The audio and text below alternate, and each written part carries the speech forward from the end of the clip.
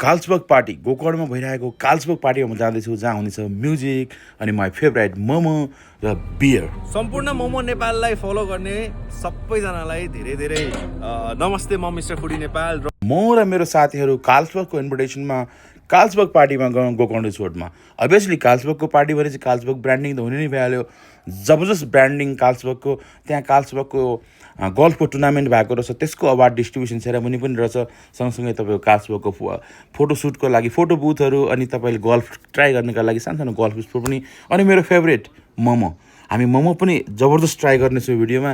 उहाँहरूले चाहिँ chicken momo, steam momo सबै बनाउनु भएको छ। नेचरको छेउमा, जङ्गलको छेउमा मिठो मोमो, आहा जबरजस्त मजा। हामीले सबैजनाले चाहिँ टपरीमा 4-4 पिस मोमो लियौँ। अनि हाम्रो फेभरेट रेगुलर मोमो अचार, वास्तवमा 5 स्टार होस् 3 स्टार होस्, जहाँ पनि यो मोमोको यो रेगुलर मोमोको अचार चाहिँ जहाँ पनि जबरजस्त के एउटै स्वादको एउटै नाचको वन्डरफुल एन्ड जबरजस्त। मैले पनि 4 पिस मोमो लिएँ अनि रेगुलर मोमो अचार राखेँ थोरै, अनि 1 पिस अचारमा टिप्लिक्क डुबाएर म्युजिकको आनन्द लिँदै एक बाइट लिइयो, जबरजस्त। अनि सँगसँगै अभियसली बियर नै हुने हो, वर्ल्डको probably the best beer in the world Carlsberg पनि थियो त्यहाँ। हामीले कार्लसबर्ग बियर पनि इन्जोय गऱ्यौँ। र त्यस पछाडि चाहिँ कार्लसबर्ग बियर सँगसँगै त्यहाँ लाइभ पर्फर्मेन्स पनि थियो। नवीन के भट्टराई लगायतको सिङ्गरहरूको लाइभ म्युजिक पर्फर्मेन्स पनि थियो। हामीले लाइभ म्युजिकको पनि मजा लियो। कपिराइटले गर्दा नवीन के भट्टराईको स्वर चाहिँ सुनाउनु मिल्दैन, तर नवीन के भट्टराई मैले 15-16 वर्ष अगाडि जसरी गाउनुहुन्छ जस्ताको त्यस्तै देख्दा बडा खुसी लाग्यो कि उहाँको त्यो पहिलेको चाहिँ सेम। नवीन के भट्टराईको सदाबहार म्युजिक सुन्दा सुन्दै हामी मेन कोर्सतिर लाग्यौँ। मेन कोर्समा जहाँ रहेको त्यो दाल मखनी प्रायः अहिले सबै 5 स्टार होटलमा जबरजस्त नेपालमा बनाइन्छ। सँगसँगै चाहिँ नुडल्स थियो, नुडल्स चाहिँ रेगुलर डिस भएर हामीले स्किप गऱ्यौँ।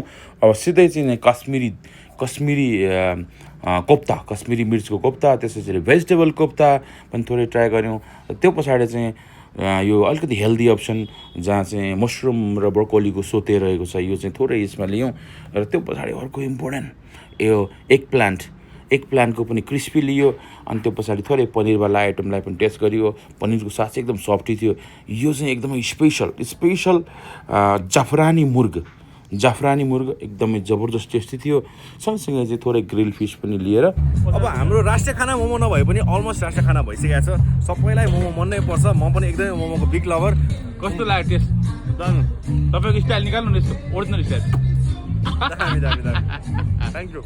मिस्टर फुडीसँग गफ गरे पछाडि थोरै गल्फ क्लबतिर गइयो, 1-2वटा सर्ट हानियो गल्फको।